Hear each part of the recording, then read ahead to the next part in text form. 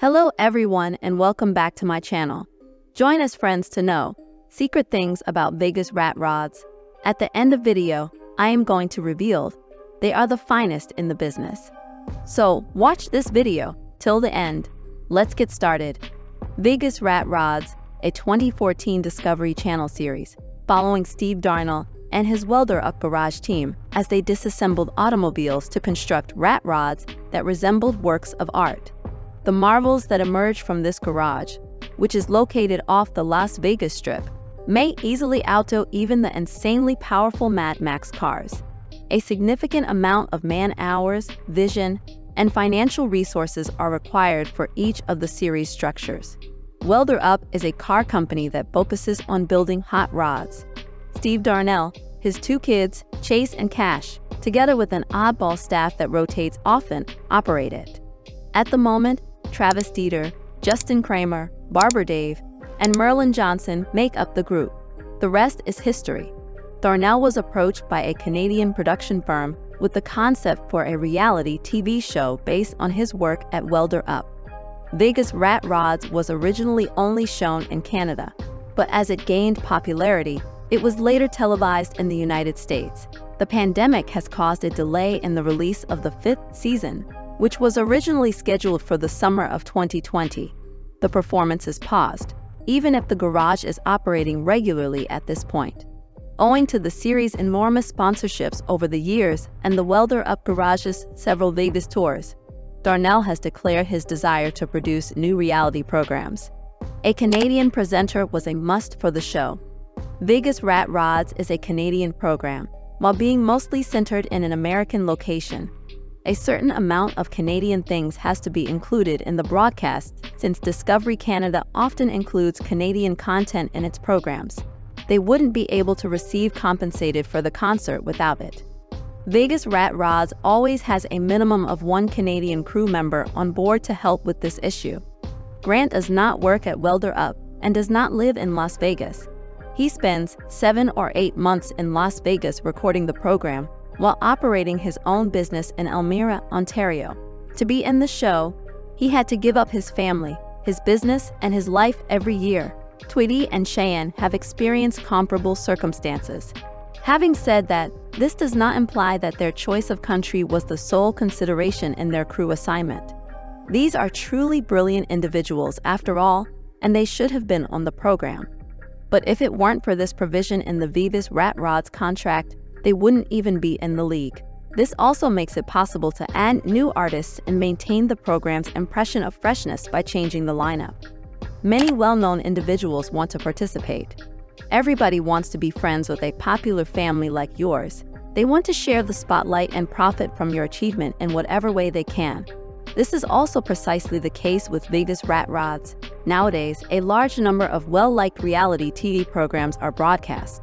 The Welder Up team will only make any other TV program much better. Thomas Weeks, Todd Hoffman of Gold Rush, Wild Bill of Deadliest Catch, and Mike Henry of Counting Cars were among the celebrities that expressed interest in collaborating with Welder Up and featuring the team on their programs. No one is certain when that will occur. Steve Darnell intends to produce 3 additional programs. For the most part, Steve and his group have had a pleasant experience with television. Steve has had the opportunity to meet other reality stars because of the Discovery Network. I think that one of my long-term objectives will be to suggest a new project that I would want to work on. Steve continues, I'd want to do about 3 of them actually. Still, he would like to work on a different project for a different organization than building vehicles. In addition to traveling to some amazing locations and striking up conversations with individuals about their cars, hot rods, rat rods, and other automobiles, Steve says he would want to arrange additional events. Barber in reality. Dave was a barber before. He is known by the fabled moniker Barber. Dave is more renowned for his perceptive demeanor than his skills, but in reality, his shop was called Barber Dave, and he was a barber. He has an amazing sense of humor and is really enthusiastic about vehicles. When he's not in the garage, this native of Las Vegas enjoys using guardless clippers and straight razors. When not shooting, you may see Dave Leffler, who has been with the program from the beginning, at his barbershop. He thinks your business becomes your sanctuary when you discover your barber. Join Welding worked on farm and large machinery in the past. Welder Up had a modest beginning, just as anything worthwhile does. Steve put in a lot of overtime in the steel yard for his dad. Steve remembers being left out of his friends' fun when they were out while he was working in the yard. Still, he gave greater weight to working hard and showing his father respect. I respected my dad and his work ethic, so I didn't want to show any signs of weakness to him, he explains. Steve made the independent decision to begin fabricating when he turned 30. He attracted a diverse clientele, taking on every task he could obtain. He also often built chimpanzee cages as part of his job. One might only be as large as 3,000 square feet. These were Welder Up's formative years. In Billings, Montana, Steve founded a business where he fixed heavy machinery and farm equipment. I never gave building and personalizing rat rods a second consideration. Similar to both the father and the son, Chase and Cash Darnell share their father's enthusiasm for mechanics and welding. His two boys are dedicated to carrying on the Welder Up family tradition and are already acquiring the skills required for the job. They have the best mentors in the industry while being the newest members of the team. The two sons of Steve Darnell want to go far beyond what their father accomplished and start their own regiments. Given that they firmly believe in their father's idea, the brothers seem to be the younger members of the Welder Up family and are prepared to be its future fabricators. Twitty Tallant never thought she'd end up on television show. Twiggy Tallant's trip to Vegas rat rods may have been the most fascinating one. Twiggy was a young Torontonian who had never given autos much attention. She made the decision to go into modeling and performing instead. She got a job at an auto show while pursuing her modeling career, and that's when magic occurred.